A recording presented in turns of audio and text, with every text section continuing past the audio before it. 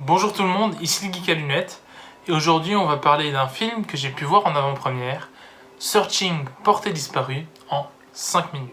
Il y a un point que j'ai complètement oublié d'aborder dans la critique, c'est le point musique.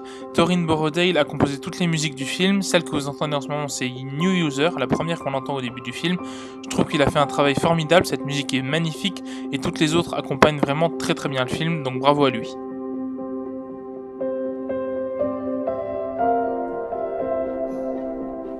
Searching Portée disparue, le pitch, c'est que Margot Kim a disparu et son père va tout mettre en œuvre avec l'aide de la police pour la retrouver.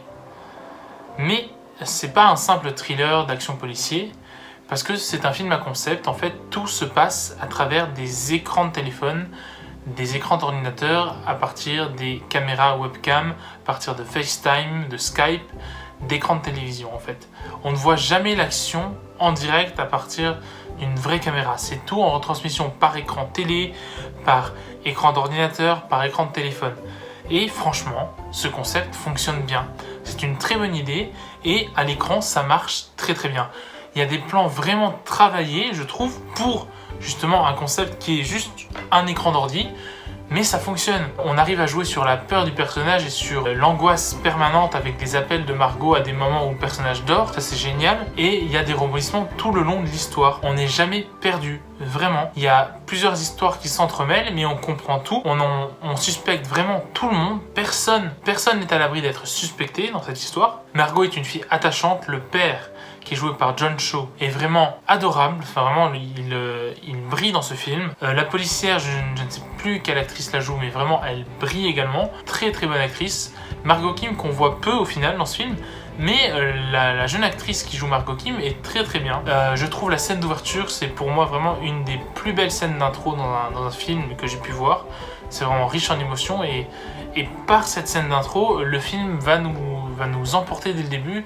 Et c'est grâce à cette scène qu'on va être introduit à l'histoire de cette famille et qu'on va être pris d'affection pour Margot et pour le père, et que cette histoire de disparition ne va pas nous laisser indifférents. Sans cette scène, je pense que le film nous aurait moins pris par les émotions, moins pris aux tripes, et qu'on aurait été moins dans l'histoire. Et justement, cette scène d'intro vraiment fait tout le boulot, et on va passer par différentes années en fait de logiciels. On va avoir Windows XP, Windows 98, etc. jusqu'à arriver sur les Mac, puis Apple, puis Mac OS X, puis Yosemite, etc. Et franchement, c'est vraiment génial. Donc ce film est réalisé par Anish Chatini, qui a également réalisé le script du film. Donc il est connu pour deux autres films, Adventure Wisconsin et Run, qu'il a réalisé en 2012. Je ne connaissais absolument pas ce réalisateur avant d'aller voir ce film, et je dois dire que pour ce premier film que j'ai vu de lui, je trouve qu'il se débrouille très très bien.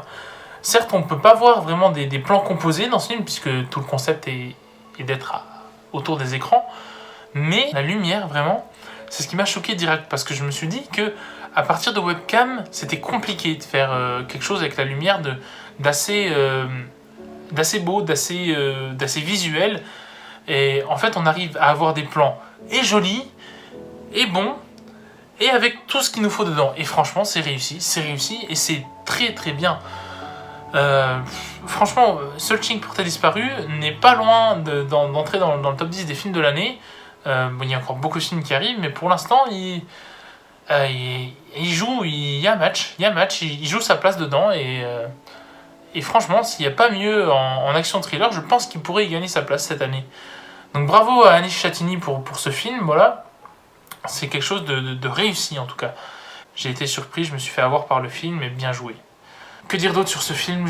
À part foncer le voir, vraiment, c'est un film qui vaut le détour, c'est un film policier qui ose quelque chose, c'est beau à voir, je pense que vous n'allez pas être déçus vraiment. Si vous aimez ce genre d'action, je pense que en soi la résolution, comment ça se déroule, comment il trouve la solution, je pense que c'est du déjà vu, mais l'aspect expérience et l'aspect concept des ordinateurs rajoute un plus au film que moi je n'ai jamais vu réussi dans un film comme ça auparavant.